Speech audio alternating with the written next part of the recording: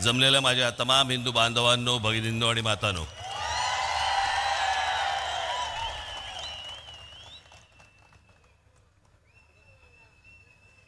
आता तोंडातली आहे का कुकरची शिटी आहे? आता बस.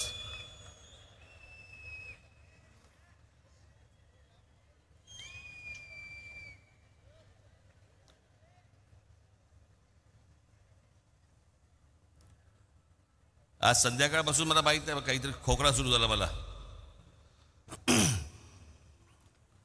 वातावरणच सगळं इतकं गढूळ झालेलं आहे सगळ्या बाजूनी.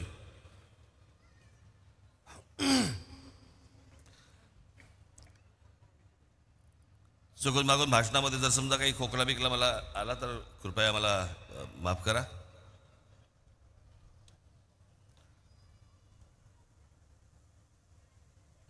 आज या 18व्या लोकसभेच्या निवडणुकीला आपण सगळेजण सामोरे जात आहोत.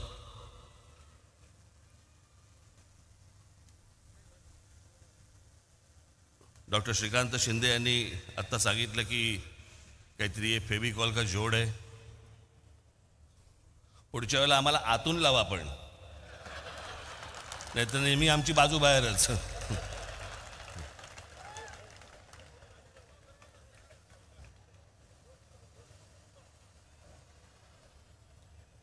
आज इथे ठाण्यामध्ये आल्यावरती आनंद मठामध्ये गेलो.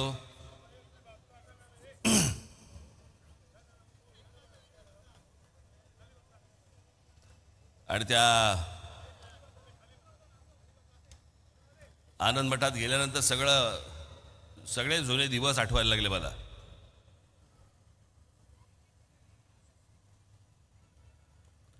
माझे आणि आनंद दिघेंचे एक वेगळ्या प्रकारचे एक मैत्रीपूर्ण संबंध होते.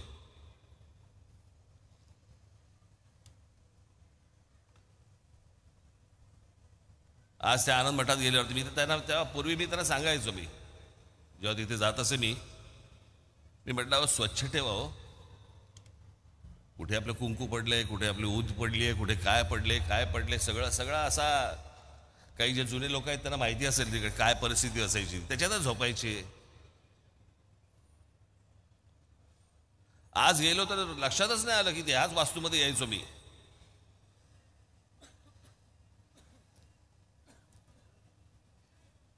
पण त्यांच्याबरोबर तेव्हा ठाणं फिरताना पण मजा यायची. टुमदार होतं ठाणं. बाळासाहेबांबरोबर लहानपणी मी किती आलो ठाण्यामध्ये. आणि तेव्हा ते काय आचारसंहिता 10च्या आधी बंद वगैरे असले काय प्रकार नव्हते. 12-12, 1-1 वाजेपर्यंत भाषणं चालू असायची.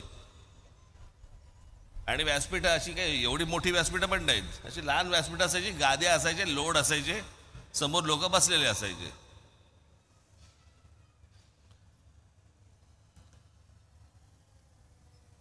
आणि मध्ये रात्री उशीर झाल्यावर ते दव पडणं, गाद्या त्या सगळ्या लोड ओले होणं, सगळं ते व्यासपीठ सगळं अख्खं ओलं असायचं. सगळे ते हार पडलेले असायचे.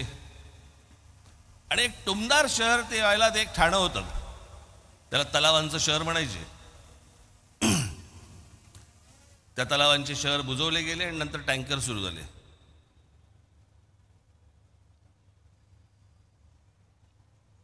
आपलं पुणा काय, मुंबई काय, ठाणा काय. आत्ता म्हणजे मी असं काय फार लांब म्हणत नाहीये, 30-35 वर्षापूर्वीच असेल फार तर. कोणे एके काळी वगैरे असं काही नाही. पण छान टुमदार. मला असं वाटतं की अशी शहरं ही आपल्याकडनं उभी राहिली पाहिजेत. आता या इमारती सगळ्या बाजूनी उभ्या राहत आहेत, कॉन्क्रीट जंगल्स उभी राहत आहेत.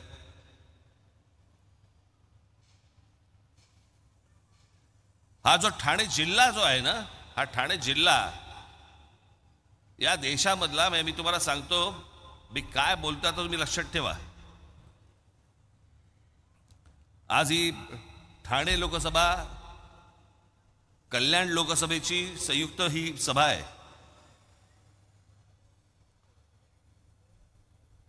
मी गेले अनेक वर्ष सांगतोय की आज या देशामधनं वेगवेगळ्या राज्यांमधनं जी लोक येत आहेत महाराष्ट्रामध्ये,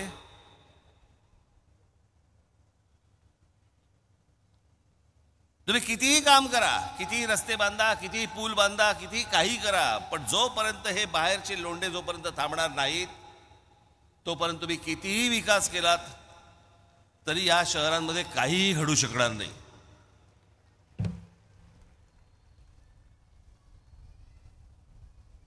आज खासदार श्रीकांत शिंदे असतील आणि भविष्यातले होणारे खासदार नरेश म्हस्के असतील, उद्या त्यांनी किती फंड आणले, काही आणलं, मी खास करून ठाणे जिल्ह्याबद्दल बोलतोय. मला वाटत नाही भारतामध्ये, संपूर्ण भारतामध्ये, कदाचित जगात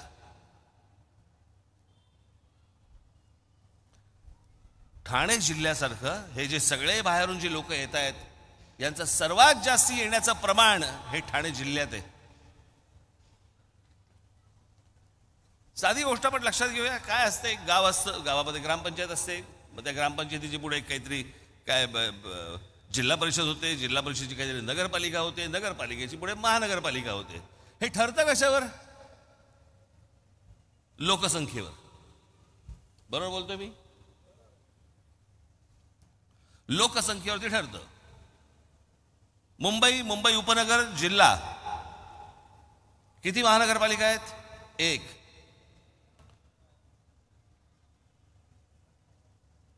पुणे जिल्हा किती महानगरपालिका आहेत? दोन. पुढे तुम्ही कुठच्याही महानगरपालिका, संभाजीनगर काढा, नागपूर काढा, नाशिक काढा, तुम्ही कुठच्याही महानगरपालिका काढा, लोकसंख्येनुसार एक महानगरपालिका आहे जिल्ह्याला. हा ठाणा हे एकमेव जिल्हा आहे ज्या एका जिल्ह्यामध्ये 7 ते 8 महानगरपालिका आहेत. एका जिल्ह्यामध्ये एवढ्या महानगरपालिका? इकडच्या लोकांनी तर लोकसंख्या वाढवली नाही. म्हणजे जे प्रमाण बाहेरून येण्याचं आहे हे प्रमाण सर्वात जास्ती हे ठाणे जिल्ह्यामध्ये आहे. ठाणे महानगरपालिका, नवी मुंबई महानगरपालिका, कल्याण डोंबिवली महानगरपालिका, मीरा भाईंदर महानगरपालिका, भिवंडी महानगरपालिका, त्याच्यानंतर अजून कुठच्या राहिल्या? उल्हासनगर महानगरपालिका, वसई महानगरपालिका, अंबरनाथ महानगरपालिका. एका जिल्ह्यामध्ये इतक्या महानगरपालिका, म्हणजे विचार करा या जिल्ह्यामध्ये माणसं आली किती आणि येत आहेत किती.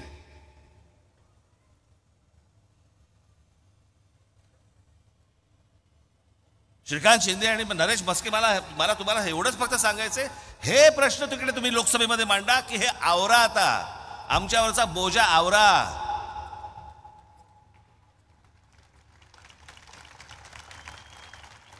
आम्ही उद्या इथे काही मेट्रो आणली, काही आणलं, काहीही आणायचा प्रयत्न केला तरी ते यशस्वी होणार नाही. कारण जोपर्यंत लोकसंख्या वाढते आहे तोपर्यंत हे पुरच पडणार नाही.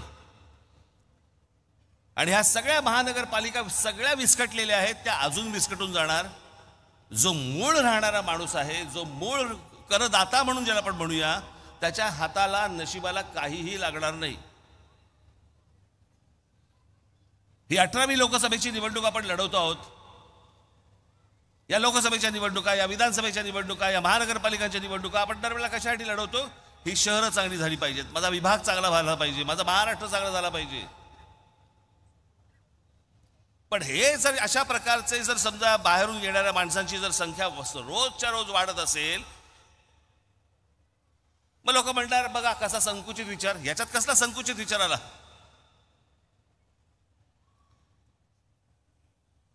महाराष्ट्र मराठी माणसांचा आहे, यामध्ये वादच नाही. पण या महाराष्ट्रामध्ये गेले अनेक वर्ष इतके अमराठी लोक राहत आहेत, जे मिळून मिसळून राहत आहेत, तेही आमचेच आहेत, महाराष्ट्रातले आहेत. अट फक्त एक, मराठी बोलता आलं पाहिजे.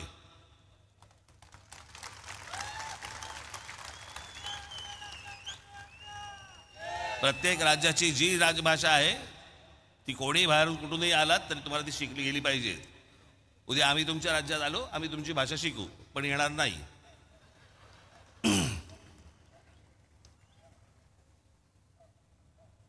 आज हे सगळे मुद्दे मी काल माझ्या सभेमध्ये मी सांगितलं की ही एकमेव पहिल्यांदा मी लोकसभेची निवडणूक बघतोय, पहिली लोकसभेची निवडणूक ज्या लोकसभेच्या निवडणुकीला विषयच नाहीये.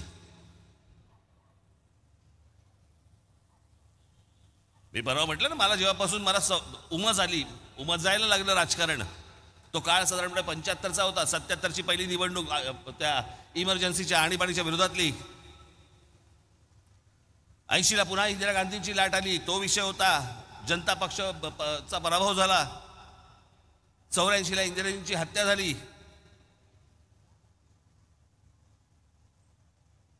89ला बोफोर्स प्रकरण झालं. 91ला राजीव गांधी गेले.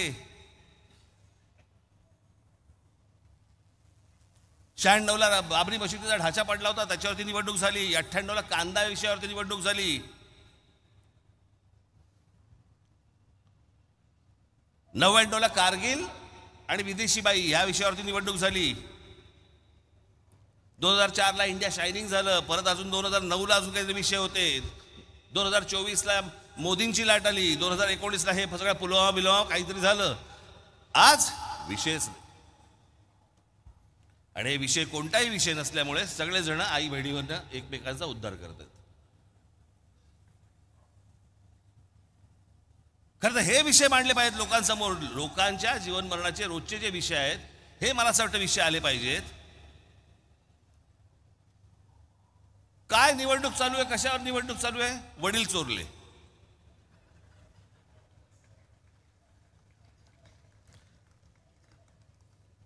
फोडाफोडीचं राजकारण मला कधी मान्य झालं नाही, कधी होणार पण नाही.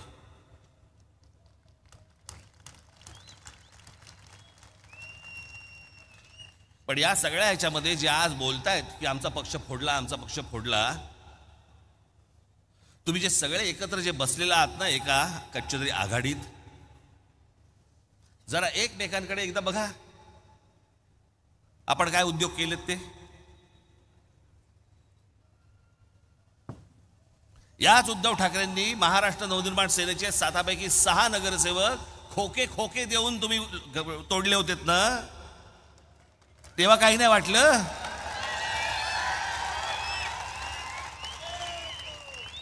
मागितले असते ना, दिले असते.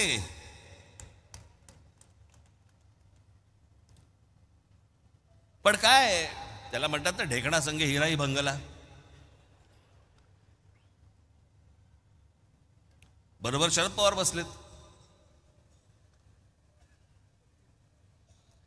या फोडाफोडीच्या राजकारणाची या महाराष्ट्रामध्ये जर कोणी सुरुवात केली असेल तर ती शरद पवारांनी सुरुवात केली. पहिल्यांदा काँग्रेस फोडली त्यांनी.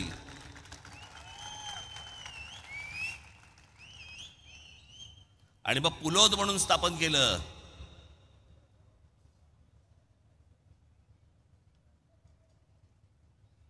साधारणपणे 77-78 सालची, 78 वगैरे सालची गोष्ट असली. पुलोद म्हणून स्थापन केलं. पहिल्यांदा या महाराष्ट्रामध्ये अशा प्रकारचं फोडाफोडीचं राजकारण पहिलं जे सुरू झालं हे शरद पवार साहेबांनी सुरुवात केली या गोष्टींची.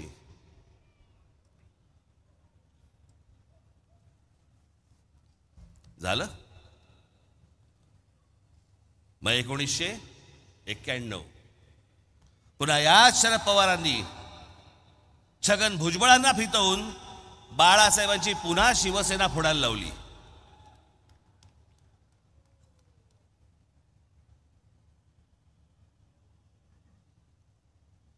त्याला शिवसेनेचे आमदार फोडण्याचं काम याच शरद पवारांनी केलं होतं.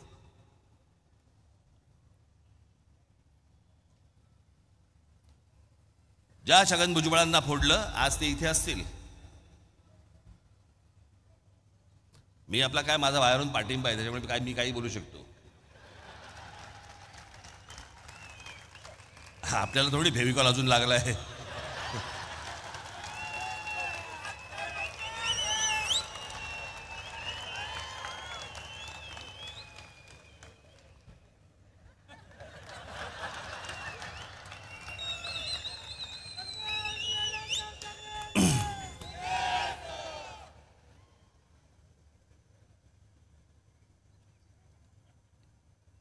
त्याच्यानंतर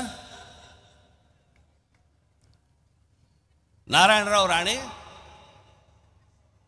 यांच्याबरोबर आमदार घेऊन काँग्रेसने त्यावेळेला पुन्हा बाळासाहेबांची शिवसेना फोडली.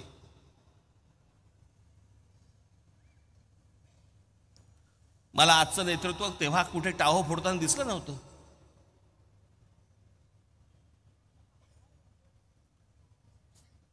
मला आज कोण कोणावरती बोलतंय आणि कोण कोणावरती आरोप करते वगैरे वगैरे सगळं सोडून द्या. पण अरे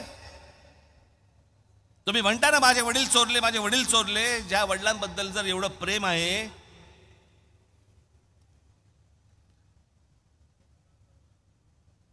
मी एकच क्लिप तुम्हाला दाखवायला आणली आहे,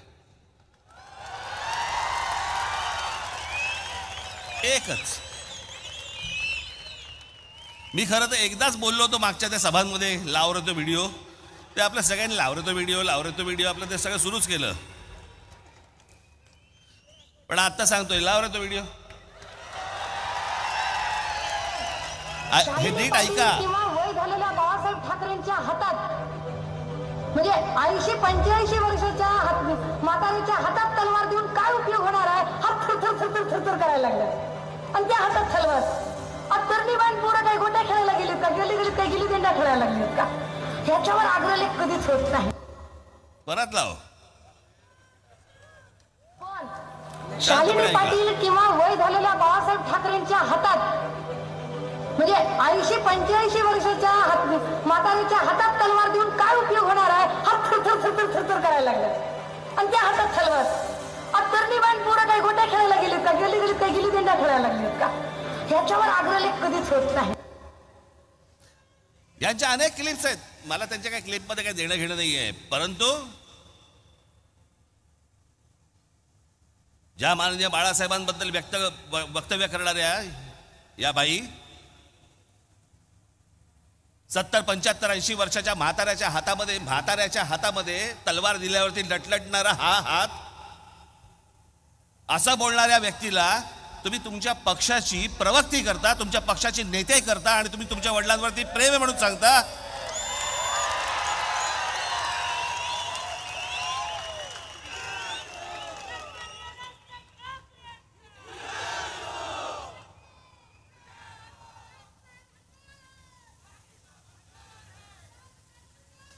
ज्या छगन भुजबळांनी माननीय बाळासाहेबांना अटक करण्याचा प्रयत्न केला होता, त्या छगन भुजबळांबरोबर तुम्ही बाहेर पडल्यावरती, भाजपवरनं फारकत घेतल्यावरती एका मंत्रिमंडळामध्ये तुम्ही मांडीला मांडी लावून बसता, तेव्हा वाटत नाही की माझ्या वडिलांना अटक करायला लावणारा हा माणूस, ह्याच्यावर मी बसणार नाही? वाटलं नाही तेव्हा?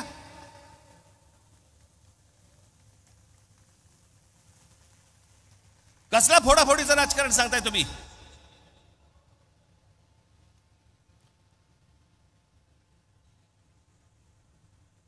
ही सगळी माणसं जी काय आज आहेत, एक गोष्ट तुम्हाला सांगतो, मी ज्या वेळेला पक्षातनं बाहेर पडलो, माननीय बाळासाहेबांना सांगून बाहेर पडलो. मी भेटायला गेलो, त्यांनी मला असं मला अजूनही आठवते, त्यांनी माझे असे हात केले. मी त्याच्या जवळ गेलो, आम्ही दोघांनी मिठी मारली एकमेकांना. मी म्हटलं येतो मी.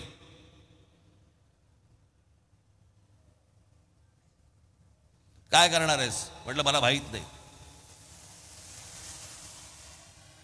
पण एक निश्चित मनात होतं, माननीय बाळासाहेब ठाकरे सोडून कोणाच्याही हाताखाली काम करणार नाही.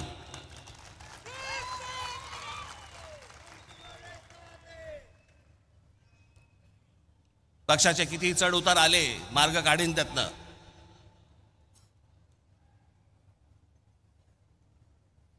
यांनी काय पाहिलंय? मला असं वाटतं कुठेतरी मध्यंतरी ते सगळं सुरू होतं की ह्यांना सगळ्यांना सिंपती मिळाली. कसली सिंपती? 2-2.5 वर्षापूर्वीचा काळ काढून बघा. शिवसेना आणि भारतीय जनता पक्ष तुम्ही एकत्र निवडणूक लढवलीत ना रे. लोकांनी तुम्हाला एकत्र म्हणून, तुम्हाला युती म्हणून मतदान केलं होतं ना. तेव्हा निकाल लागल्यानंतर ज्या वेळेला त्याला कळलं की बाबा आपल्याशिवाय ह्यांचं सरकार बसत नाही, नवीन टोम काढली. आपलं ते 2.5 वर्षाचं उपमुख्यमंत्री पदाचं काय, हे म्हणे 4 भिंतीत ठरलं आमचं. 4 भिंतीत आधी का नाही बोललात?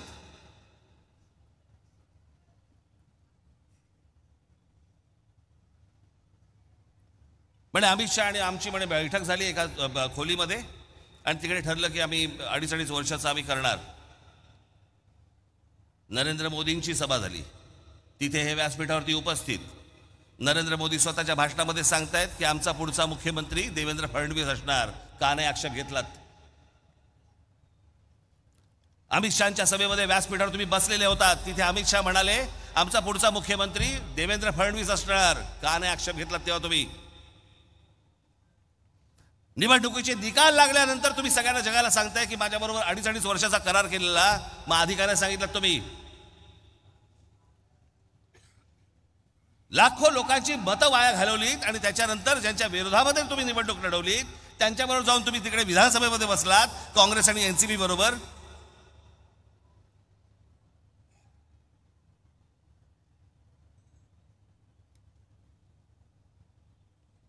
आता ते इथे आहेत. मला आता कित्येकदा हल्ली कळतच नाही कोण कुठच्या पक्षात आहे. मध्यंतरी मी एकदा नाट्य संमेलनाला गेलो होतो त्या पुण्याला. 5 नगरसेवक आले, मला म्हणाले जय महाराष्ट्र साहेब. म्हटलं बोला. आम्ही राष्ट्रवादीचे नगरसेवक. म्हटलं कोणाचे? 2 म्हणाले आम्ही शरद पवार साहेबांचे. 3 म्हणाले आम्ही अजित पवार साहेबांचे. मी तुम्हाला सांगण्याचं कारण एवढं की ह्या सगळा जो काही अख्खा गोंधळ जो उडाला 2019 नंतर, तो कशामुळे उडाला? तुमच्या महत्वाकांक्षेपायी. म्हणजे राज ठाकरेंनी नरेंद्र मोदींवरती टीका केली. हो केली. मी जाहीरपणे सांगतो, सांगितलं त्याशी गुढीपाडव्याच्या सभेमध्ये. जी गोष्ट मला पटली नाही त्याला मी विरोध करतच राहणार. जी गोष्ट चांगली केली त्याला मी पाठिंबा देतच राहणार.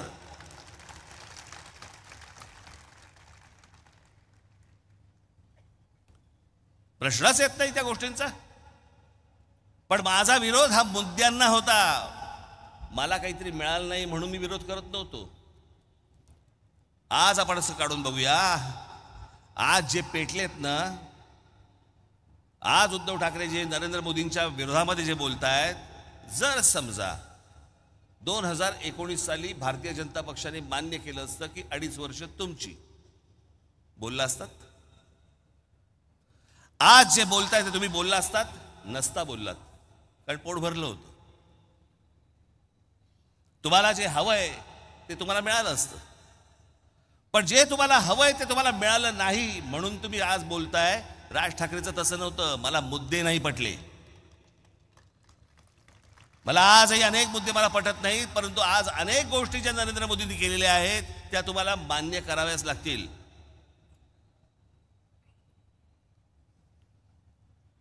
या देशामध्ये असंख्य लाखोने आज चांगले मुसलमान राहतात. या देशाला मानणारे मुसलमान राहतात. या देशावरती प्रेम करणारे मुसलमान राहतात.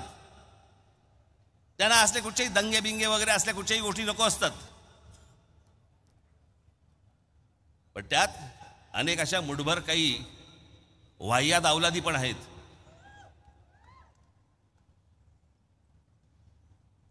आज ही सगळी माणसं, जे काल झालं ना पुण्यामध्ये,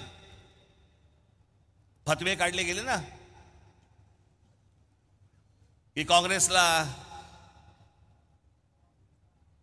त्याच्यानंतर त्या काय उभाटा सेनेला त्यांना फतवे काढले की ह्यांना मतदान करावं, मुसलमानांनी मतदान करावं. का? कारण गेल्या 10 वर्षामध्ये वाह्यातपणा करायला, डोकं वर काढायला मिळालं नाही. तळमळत्यात, आतून तडफडतायत की जर डोकं वर काढलं आणि चेचलं तर. आणि त्याच्यासाठी म्हणून ह्यांचे हे सगळे पाठिंबे सगळे सुरू आहेत ह्यांना देण्याचे. या देशाच्या सुरक्षेचा प्रश्न आहे.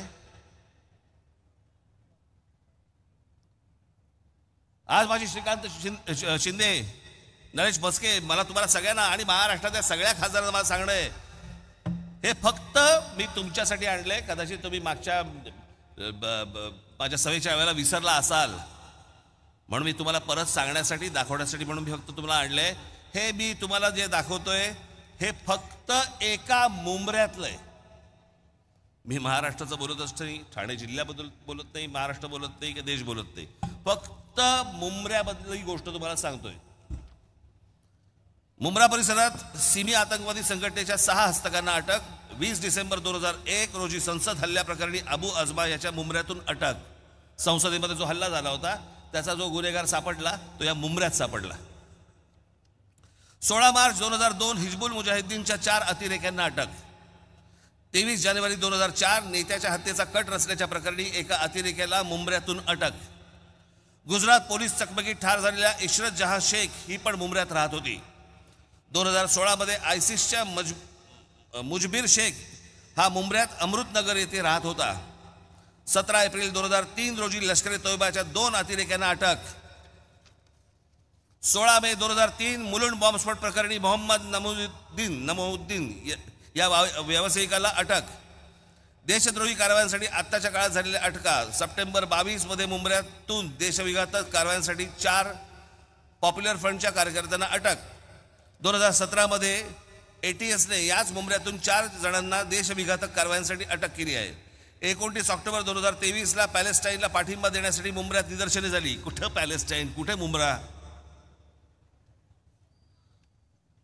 एप्रिल 2017 मध्ये मुंब्र्यात शामशाद शेख नावाच्या आयसिसची संबंध असल्यावरून अटक झाली. त्यावेळेला सामनामधून अग्रलेखात मुंब्रा हे कसं दहशतवाद्याचं स्थान बनत आहे यावर अग्रलेख पण लिहिला होता. आता नाही बोलणार. ऑगस्ट 2017 मध्ये मुंब्रा कौसातून ATSने मोठ्या प्रमाणावरती स्फोटकं हस्तगत केली, ज्यात 15 किलो अमोनियम नायट्राईट आणि 9 डिटोनेटर्स हे पण सापडले. ऑक्टोबर 2023 मध्ये मुंब्र्यातून लष्कर ए तोयबा आणि ISI शी संबंध असल्याच्या आरोपावरून मुंब्र्यातून काही तरुणांना अटक केली. टाटा इन्स्टिट्यूट ऑफ सोशल सायन्सेसच्या 2014चा एक अहवाल आहे टाटा इन्स्टिट्यूट, ज्यात मुंब्र्यातील वाढती गुन्हेगारांनी मुस्लिम गेटो करून कसे राहत आहेत यावर चिंता व्यक्त केली आहे. या अहवालातील मुद्दे ड्रग्ज आणि देशविघातक कारवायांमध्ये गुंतलेल्यांमध्ये इथे महिला मुली यांचं रोजचं आयुष्य धोक्यात आहे. हे सगळं आपल्या आजूबाजूला चालू आहे. मी लांबची गोष्ट सांगत नाही तुम्हाला. आज माझ्या समोर इथे इतक्या माता भगिनी समोर बसलेल्या आहेत. कोण तुमची रिक्षा चालवतंय, कोण तुमच्या गाड्या चालवतंय, कोणाबरोबर बसताय, कोण तुमच्या बाजूने चाललेला आहे, काही सुरक्षेचा विषयच नाही.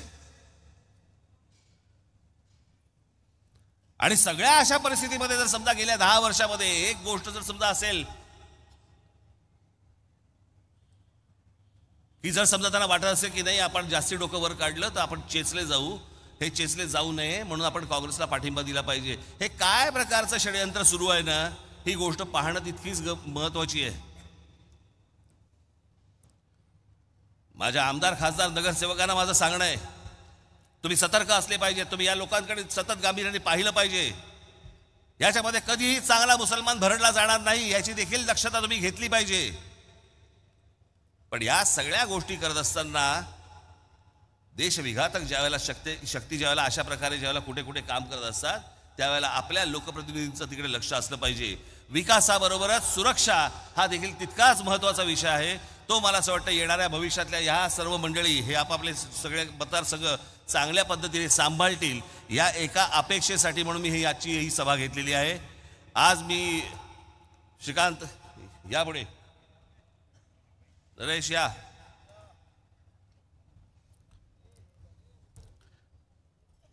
येणाऱ्या 20 मे रोजी जी आपली 18वी लोकसभेची निवडणूक होणार आहे तेव्हा ठाण्यामधनं श्री नरेश म्हस्के आणि कल्याणमधनं श्री श्रीकांत शिंदे याला आपण प्रचंड मताने आपण विजयी करावं. आज जे मी काही सांगितलंय त्यातला अजून पुढचा भाग हा मी त्यांच्याबरोबर बसून बोलीन, पण त्यांच्याकडनं योग्य काम होईल ही आशा अपेक्षा बाळगतो आणि आपणा सर्वांची मी रजा घेतो. धन्यवाद. जय हिंद, जय महाराष्ट्र.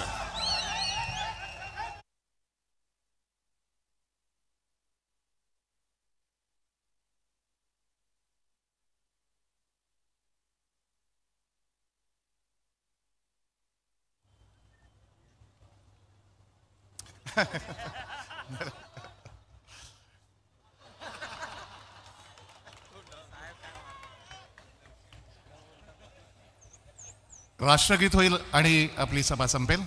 कृपया राष्ट्रगीतासाठी उभे राहा.